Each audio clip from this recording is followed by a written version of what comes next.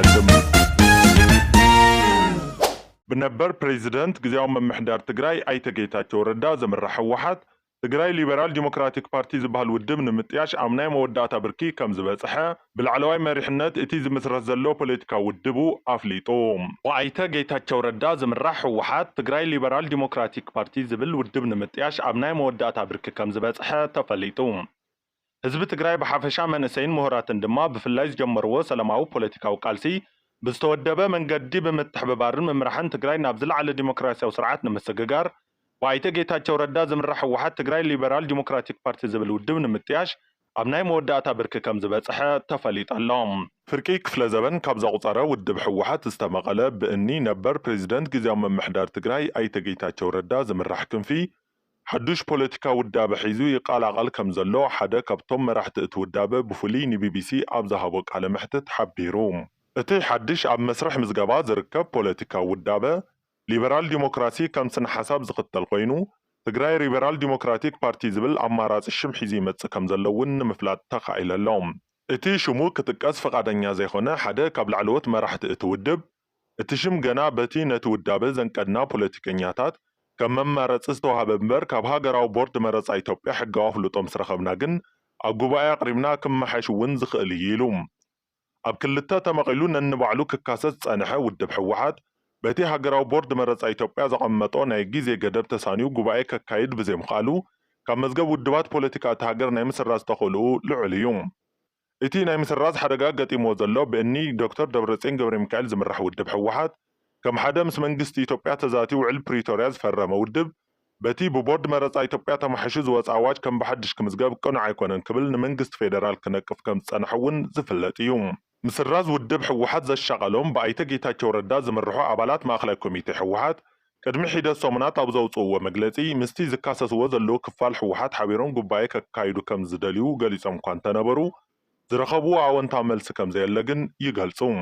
ስለ ዝኾነ ድማ ይብል እቲ ንቢቢሲ ቃለ መሕትት ዝገበረ ላዕለዋይ መሪሕነት እቲ ውድብ ሕጋውነት ህወሓት ስለ ዘብቅዐ ዕላማ ህወሓት ክነዕውተሉ ዘኸለና ሓድሽ ውዳበ ክንምስርት ተገዲድና ኣለና ብምባል ሕግን ደንብን ፕሮግራማትን እቲ ክምስርትዎ ዝሓስቡ ዘለዉ ትግራይ ሊበራል ዲሞክራቲክ ፓርቲ ኣጻፊፎም ናይ ድጋፍ ፊርማ ምትእኽኻብ ከም ዘለዉ ንቢቢሲ ተዛሪቡ እንተኾነ እቲ ረቑሓታት ዛጊድ ስለ ዘይተማልአ ንሃገራዊ ቦርድ መረፃ ኢትዮጵያ ዘቕረብዎ ዕላው ሕቶ የለን እቲ ቦርድ ብዛዕባ እቲ ዘካይድዎ ዘለዉ ናይ ምስረታ ምንቅስቃስ ግን ኣፍልጦ ከም ዘለዎ ወሲኹ የበርህ እቲ ኣብ መስርሕ ምስረታ ዝርከብ ውድብ ክልላዊ ኮይኑ ኣብ ትግራይ ዝንቀሳቀስ እዩ ካብ ሃገራዊ ቦርድ መረፃ ኢትዮጵያ ኣብ መጀመርታ ግንቦት ፖለቲካዊ ምንቅስቃስ ንምክያድ ዘኽእሎ ቅድመ ኣፍልጦ ክረክብ ትፅቢት ኣሎ ይብል ንትግራይ ሊበራል ዲሞክራቲክ ፓርቲ ዝመስርቱ ዘለዉ ፖለቲከኛታት ካብ ፕሬዚደንት ግዚያዊ ምምሕዳር ትግራይ ነበር ክሳዕ ኣባል ፖሊት ቢሮ ህወሓት ኮይኑ ዝመርሕ ዝነበረ ኣብዚ እዋን ድማ ዋና ፈጻሚ ስራሕ ትካል እግሪ ምትካል ትግራይ ወይ ከዓ ትምት ኣቶ በየነ ምክሩ ከም ዝርከብዎ እቲ ሓበሬታ ኣነፂረሎም እቲ ሕጋዊ ኣፍልጦ ንምርካብ ዝንቀሳቀስ ዘሎ ሰልፊ ፖለቲካ ብሌተናል ጀነራል ታደሰ ወረደ ዝምራሕ ዘሎ ግዚያዊ ምምሕዳር ትግራይ ናይ ሓደ ዓመት ዕድመ ዘለዎ ስለ ዝኾነ ሕጋዊ ክልላዊ መንግስቲ ንምቋም ኣብ ዝካየድ መረፃ ዓላማታቱን መደባቱን ንህዝቢ ትግራይ ኣላልዩ ንክምረፅ ከም ዝሰርሕ ሓደ ካብ ቀንዲ አንቀሳቀስቲ እቲ ውድብ ዝኾነ ምንጭና ሓቢረሎም ትግራይ ኣብ ክልል ፌደሬሽን ኢትዮጵያ ኮይና ነፃነታ ዝሓለወት ክልላዊ መንግስቲ ክትከውን ከም ዝሰርሕን ካብ ሃገራዊ ቦርድ መረፃ ኢትዮጵያ ሕጋዊ ኣፍልጦ ምስ ረኸበ ግን ካብ ሃብታም ነጋዳይ ክሳዕ ሸቃላይ ምሁር ክፍልን ክፅምበርዎ ከም ዝኽእሉ ይገልጽ ካብቶም ቀንዲ መስረቲ እዚ ውድብ ዝኾኑ ኣይተ ጌታቸው ረዳ ፕሮፌሰር ክንደያ ገብረ ህይወትን ቅድሚ ሒደት ሰሙናት ቀዳማይ ሚኒስተር ኣብይ ኣሕመድ ናይ ሚኒስተር ዴታን ስልጣን ከም ዝተዋሃቦም ዝዝከር እዩ ቢቢሲ እዚ ዝምስረት ዘሎ ሓድሽ ውድብ ፖለቲካ ምስ ብልጽግና ዘራኽቦ ነገር እንተሎ ነቲ ላዕለዋይ ሓላፊ ዝሓተተ ኮይኑ ትግራይ ሊበራል ዲሞክራቲክ ፓርቲ ምስ ብልጽግና ከም ኩሎም ኣብቲ ሃገር ዝንቀሳቀሱ ውድባት ፖለቲካ ተሓባቢሩ ክሰርሕ ዝኽእል እምበር ዋላ ሓንቲ ዘራኽብ የብሉን ክብል መልሲ ሂቡ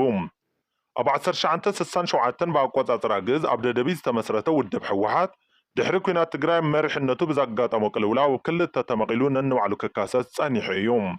ብዶክተር ደብረፅዮን ገብረ ሚካኤል ዝምራሕ ውድብ ህወሓት ኣብ ዝሓለፈ ነሓሰ መበል 14 ጉባኤ ኣካይዱ እኳ እንተነበረ ሃገራዊ ቦርድ መረፃ ኢትዮጵያ ግን ስለ ዘይተቐበሎ ክደግሞ ተሓቲቱ እዩ ህወሓት ግን ከም ብሓድሽ ኣይምዝገብን ብዝብል ነፂግዎ እዩ እቲ ቦርድ መረፃ ህወሓት ዝኸልእ እንተኮይኑ ግን ሳዕቤኑ ከቢድ ዝብል ምላሽ መሃቡ ይዝከር እዩ حوية ህዝቢ ትግራይ ዝረጋገጽ ንኽልተ ዓመታት ዝተፈጸመ ገበን ጆኖሳይድ ዓለም ለኸ ምጽራይ ተገይርሉ ተሓታትነት እንትረጋገጽን ውዕሊ ሰላም ፕሪቶርያ ብስርዓት እንትትግበርን ምዃኑ ኣቦ ወንበር ውድብ ሕወሓት ዶክተር ደብረጽዮን ገብረ ሚካኤል ገሊጾም። በቲ ጽንተታዊ ኩናት ምኽንያት ካብ መረበቶም ተሰጊጎም ኣብ ሕሱም ናብራ ዝርከቡ ተመዛበልቲ ወገናት ኣብ ዘይተመለሱልን ውዕሊ ሰላም ፕሪቶርያ ብስነ ስርዓት ኣብ ዘይተተግበረሉን ኩነታት ሕውየት ትግራይ ምርግጋጽ ከም ዘይከኣል እውን ወሲኾም ሓቢሮም። ውድብ ሕወሓት ድሕሪ ግንቦት 5 2017 ዓ.ም ምንም ዓይነት ፖለቲካዊ ምንቅስቃስ ከይገብር ብምርጫ ቦርድ ኢትዮጵያ ከም ዝተኣገደ ዝፍለጥ እዩ። ይኹን ዳእምበር ኣቦ ወንበር ውድብ ሕወሓት ዶክተር ደብረጽዮን ብወገኖም ውድብ ሕወሓት ሕዚ እውን ብሓድሽ ክምዝገብ ከም ዘይኽእል ኣፍሊጦም እዮም። ነዚ ጉዳይ ኣመልኪቶም መብርሂ ኣብ ዝሃብሉ እዋን ድማ እቲ ናይ ውድብ ሕወሓት ጉዳይ ናብ ሕብረት ኣፍሪካ ኣደራደርቲ ኣካላት ከም ዝቐረበን ክሳብ ናይ ቀጻሊ ናይ ምይይጥ ፕሮግራም ድማ መፍትሒ ተታሒዙ ክመጽእ እዩ ዝብል ትጽቢት ከም ዘለዎም እውን ገሊጾም እዮም።